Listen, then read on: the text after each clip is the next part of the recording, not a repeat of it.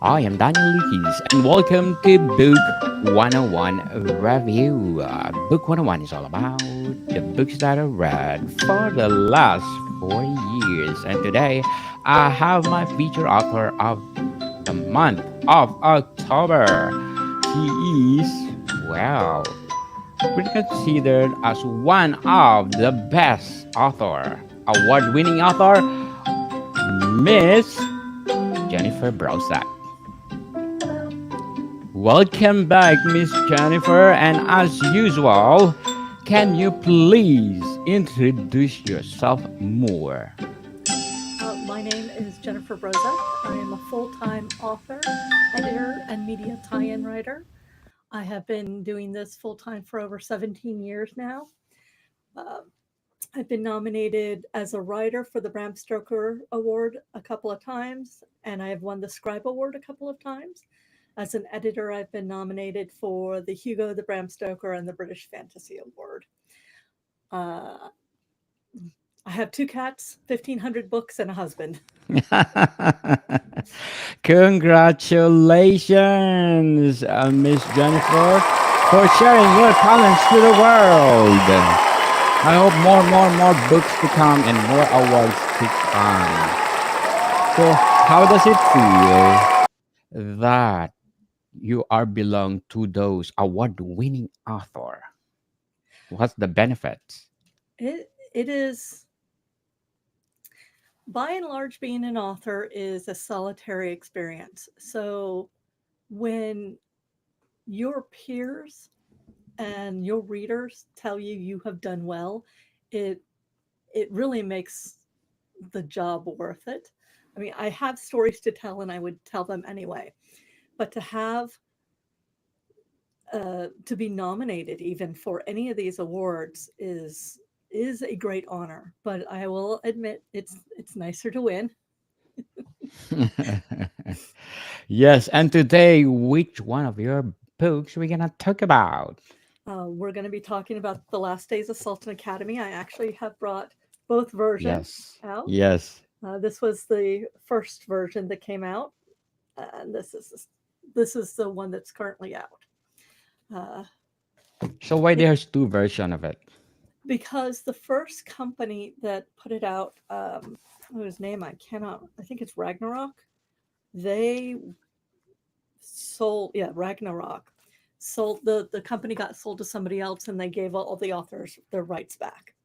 And so my agent went and resold the book to Speaking Volumes, who put together this fabulous cover. I mean, I like this cover. It's very old school, but this one has a beautiful sense. And this is Lilu. She Hello, is a Lily. Singapura. This I made a joke Clifford when I'm doing the interview, having a cat. It's so awesome. So, what is the main idea or theme of the last days of Sultan Academy? Last Days of Sultan Academy is a young adult um, horror novel about uh, it's 3 months after a zombie outbreak. So it is kind of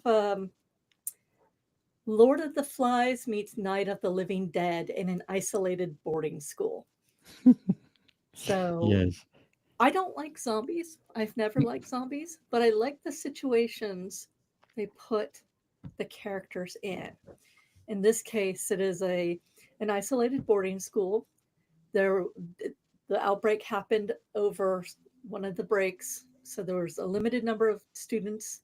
I think there's 21 students and five faculty still at the academy. And because of the lack of people and the very large stone walls surrounding the academy, it's become one of the very few safe havens in this area. So, who's your target audience for the last days? For this one, it's for savvy teenagers. I mean, adults like it, but I wrote this for teenagers. It is a young adult teenage book. Uh, I wanted them to think about what they would do if they were in this situation, if they were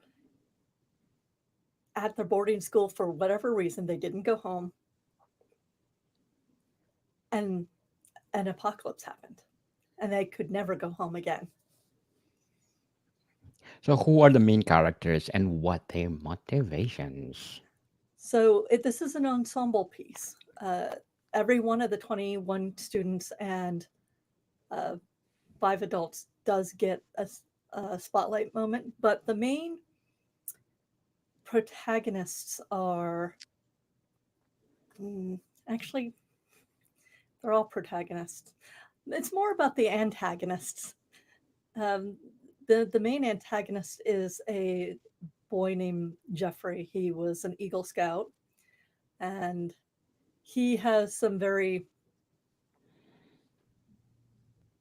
unsavory thoughts on how the world, how he would keep his people safe. And he has a cohort of 4 other teenage boys. Um, the protagonists, I guess, are mostly the uh, the teenagers who kind of go against uh, Jeffrey. There's 4 students who are forced to leave the safety of um, the campus to go look for food because it's 3 months. It's right near December. Winter is coming. They're running out of food. My editor made me cut that line. The winter is coming. I was very annoyed. Game of But Thrones.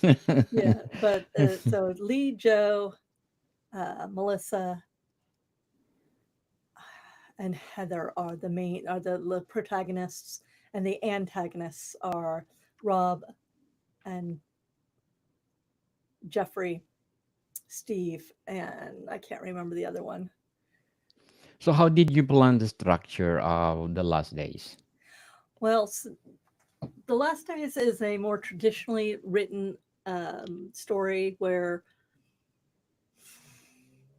you have 2 concurrent storylines going. One inside the academy and one outside the academy. I mean, you start at one point and then you come here and you branch off, and then you might come back in the middle. This case, it was, since it's young adult, it's a shorter book, uh, 60,000 words, I think. And I basically wrote the last 4 days because everything happens in about a 4-day period. So, how did you set the tone or mood of the last days? Well, the thing about the last days of the Sultan Academy is that it is always bookended by Sultan Academy mottos. The Sultan Academy is a preparatory school for boys and girls. Education, manner, and training are key. Here we plan for excellence, we plan for success, and we plan for the future of our young men and women to be ready to take their proper places in society. Today they learn, tomorrow they lead. And I start with this. And it's broken out in plan for excellence, plan for success,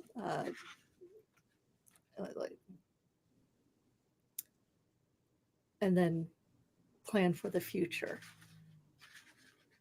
And with setting the tone, you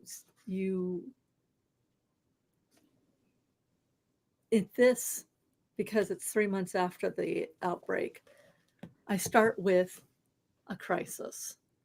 And a crisis is someone has been stealing food from the kitchens. And they know this because Jeffrey, he is an Eagle Scout. He is the one who does a lot of the cooking. He is prepared for these things. He has noticed that boxes of food have gone missing, and that means all of his plans to make sure that people can survive over a longer period of time, especially over winter,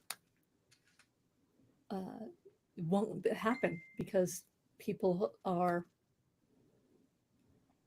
stealing food. They're not obeying his plan. So how did you plan to develop the setting, and how important is the story of the last days? How did I plan to? I'm sorry, I missed that. Plan to develop this. How did you plan the developing of the setting? Ah, the setting. So I went to a college campus called Portland University, which is different than University of Portland. Portland University is, well, when I was there many, many, many years ago, was this perfect little bubble world.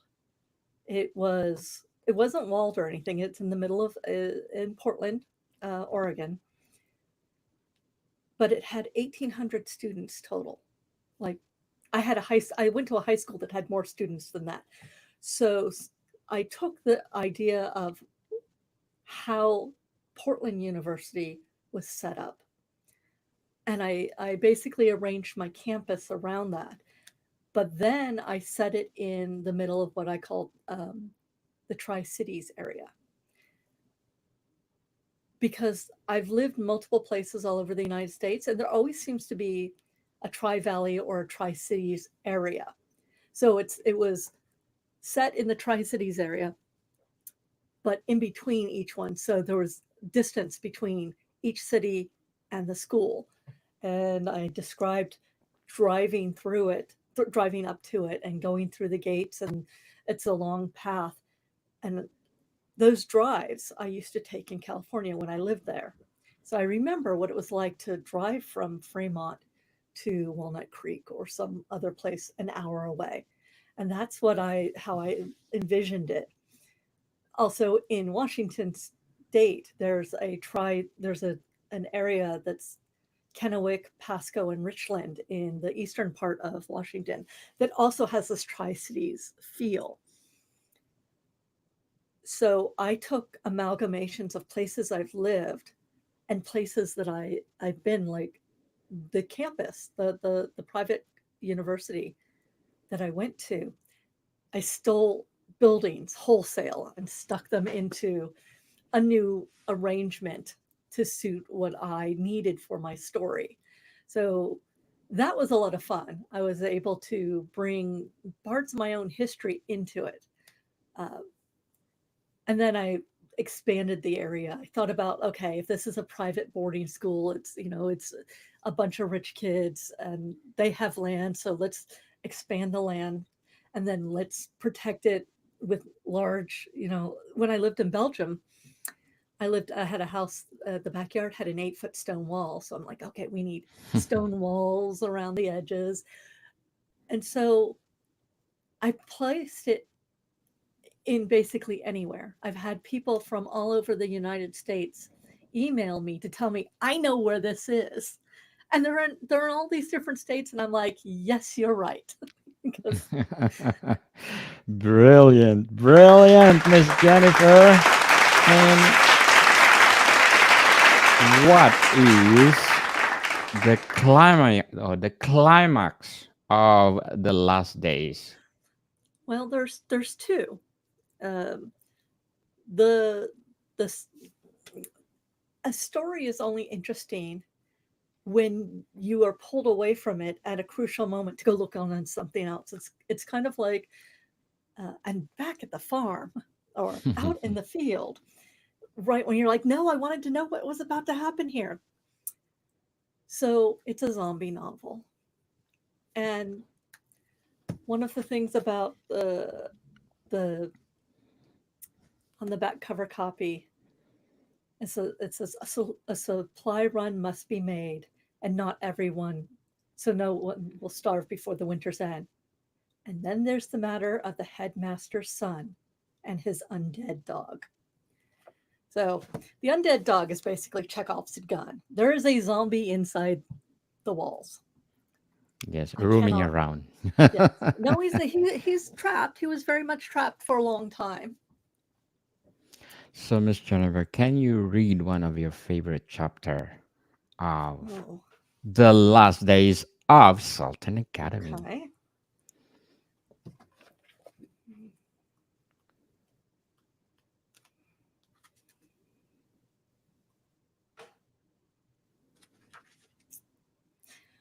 So I'm going to read you a short section, which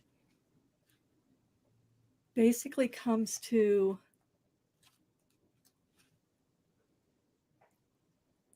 why there's conflict, why Jeff is having problems. As you see, sir, with the missing food and my projection of consumption rates of the food left in the commons, we won't have enough to last the winter. Jeff pointed at the handmade graft. In fact, we'll run out in the worst part of the winter.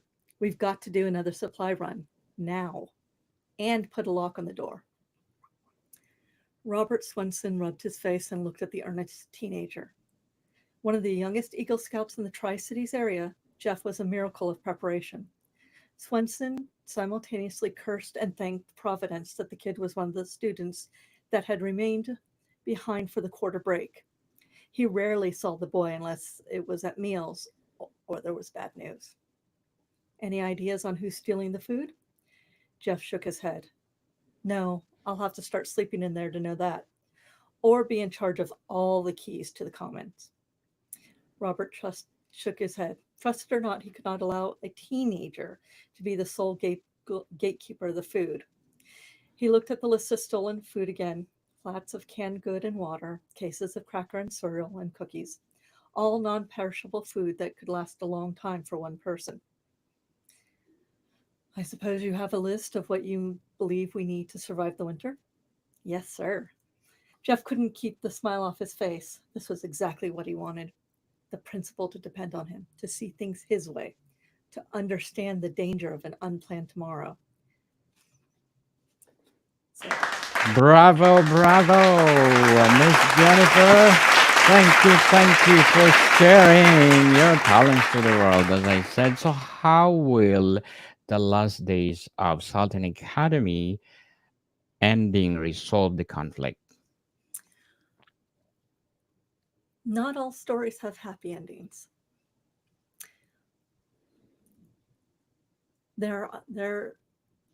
I called Jeff the antagonist because he is not a villain. There's no actual villain in this story. On one hand, the people on the outside looking for food find a very nice safe haven. And I leave that story with them trying to decide if they are going to come back to the school.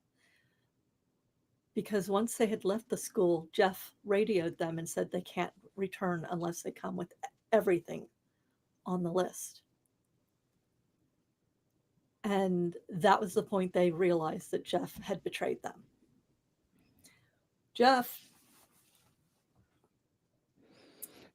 having fallen for some of the bad ideas of his cohorts, had to make a choice on whether or not he was going to save someone.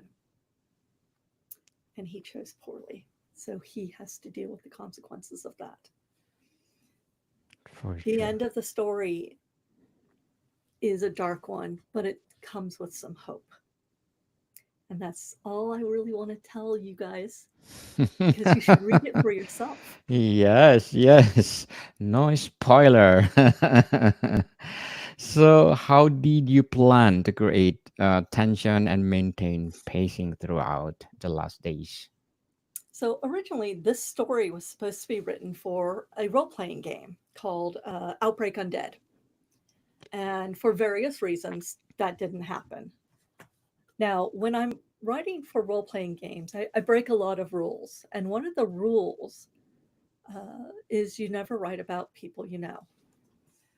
Well, every character in this book is actually based on someone I knew. All of the teenagers are actually idealized teenagers of my adult friends. And so I took their quirks and their foibles and I brought them together.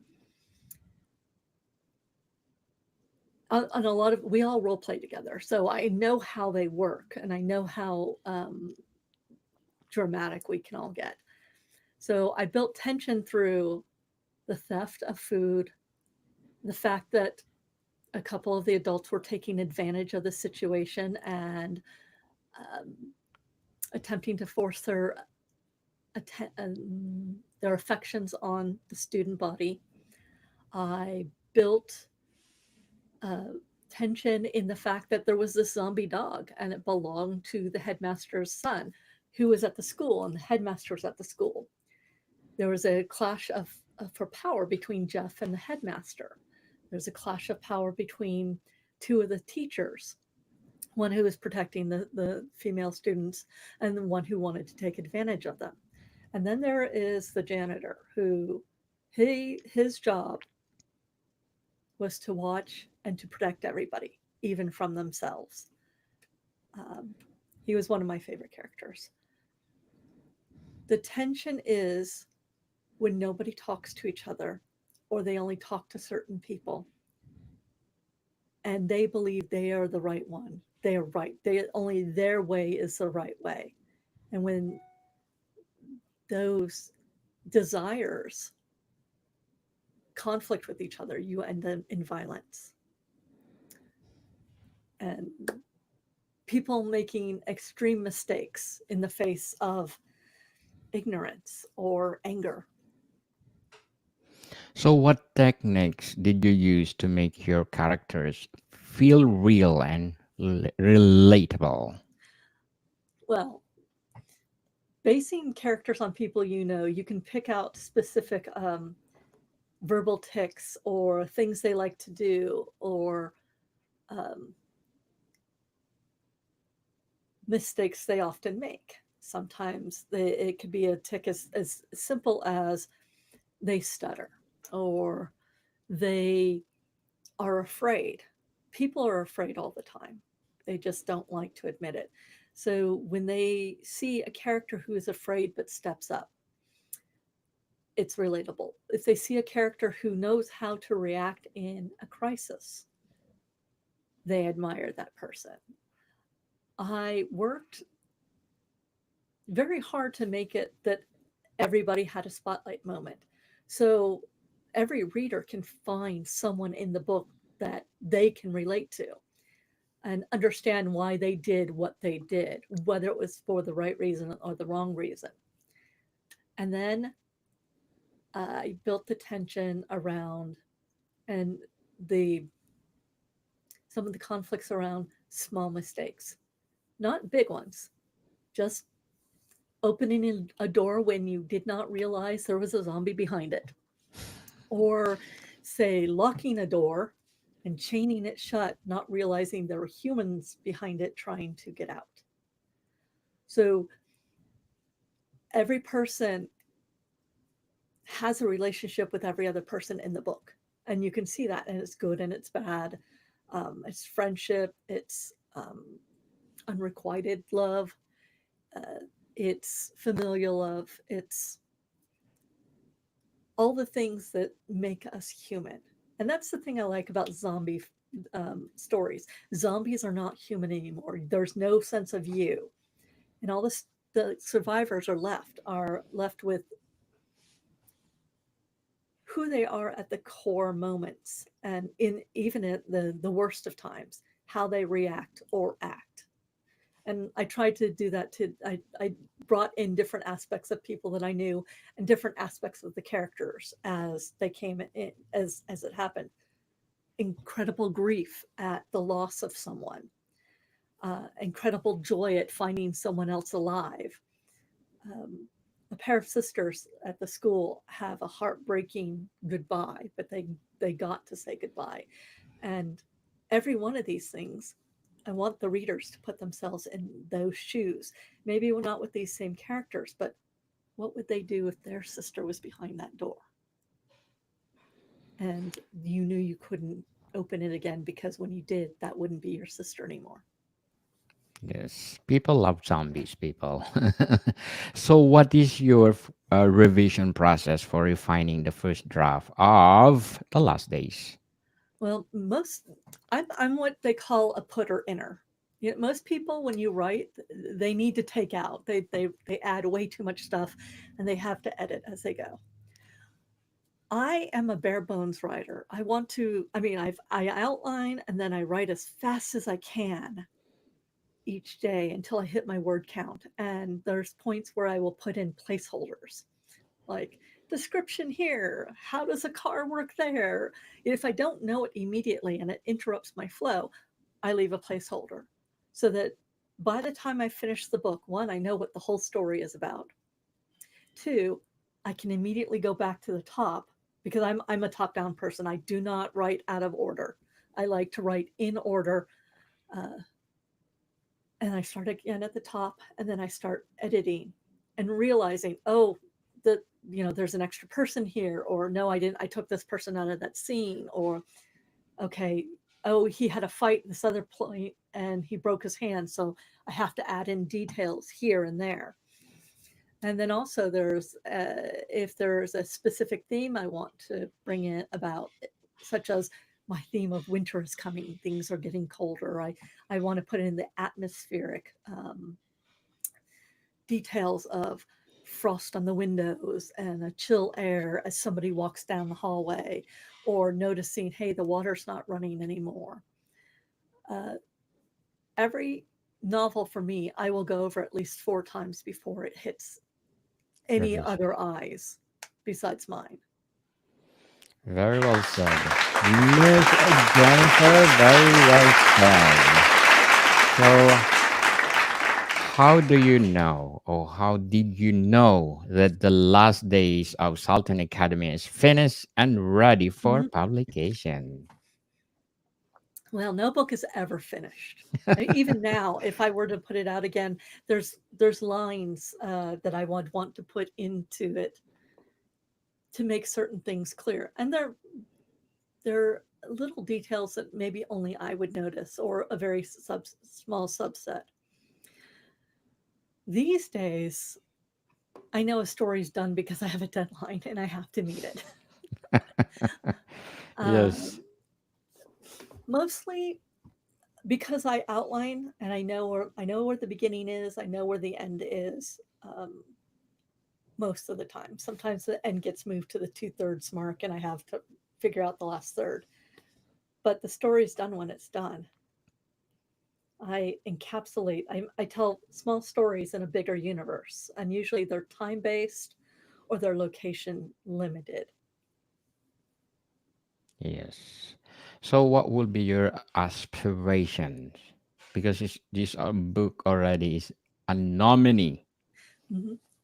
Well, uh, I've been nominated for 4 of the really big awards, uh, or 3 of them: Bram Stoker, Hugo, and British Fantasy Award. I would like to win one of those. That would be really nice. Yes. I'd be happy to win it as a writer or an editor because I have the two halves of my lives. But going forward, I would like to discover new milestones that I didn't know that I wanted. An example: I went to a convention a few years back and somebody came up to my table with 6 of my books, and Six. 6 and to be signed. And as she put them down, I was like, wow, you have 6 books. And she said, yes, I know if it's a Brozek book, it's going to be a good one. And until that moment, I didn't realize I wanted to be an adjective. That was amazing. Uh, I discover something every time I discover something new. I mean, even becoming author of the month on someone's podcast, that's a new thing for me. And those are my aspirations, to keep finding new things that I didn't expect. Very well said. Miss Jennifer, so what would be your advice for those aspiring writers out there? I have 2 things. The first thing I would like to tell every writer out there is all advice is nothing more than opinion based on the experience of that author. There is no silver bullet, there's no golden gun, there's no golden rule. It might be sound advice, it might be good advice, but it's still opinion based on the experience of that author. So that's the first thing I would like to say. Actually, I lied. There's three things I want to say. The second is you should write what you want to read. And because that way you'll make at least one person happy, you. When I stopped trying to chase specific markets and started writing exactly what I wanted to write, that's when my acclaim came. That's when the awards came. That's when people started recognizing the thing that I do. And the thing that I do is I entertain. I'm never going to write the next American novel. I'm not that person. But I will give you a really good story to read. And the third thing that I want people to know, especially writers, is only you can write your stories. You could tell me an idea, and whatever story I came up with, it would be completely different. Your stories are yours and they're unique, and only you can tell them, so they have value and we should hear them. So write the stories only you can write. Write what makes you happy, and take all advice with a grain of salt. Yes. Thank you, Miss Jennifer, for your advice. People out there, stop procrastinating too. Go, go, go and write and follow the advice of Miss Jennifer Brosak. Who knows, you will be award-winning author too, like her. So, Miss Jennifer, can you please invite our listeners to support all your books? Okay. Please go to my website, jenniferbrozek.com, and sign up for my newsletter. You'll get some free fiction once you do. I have a newsletter that's once a month because my PA makes me do it. All of my books are on my website, and I have 17 novels out. I just had the 24th anthology come out. And also I'm on Facebook, Instagram, and Blue Sky, most active. So come and say hello there. And any author that you like, leave them a review, even if it's as simple as, I really like this book. That's all we need. Yes. Reviews are our lifeblood. Thank you. Yes, people, let's support Miss Jennifer Brosak, because if you support her, more award-winning piece to come. So, Miss Jennifer, thank you for your time. Thank you. More to come, people. See you soon.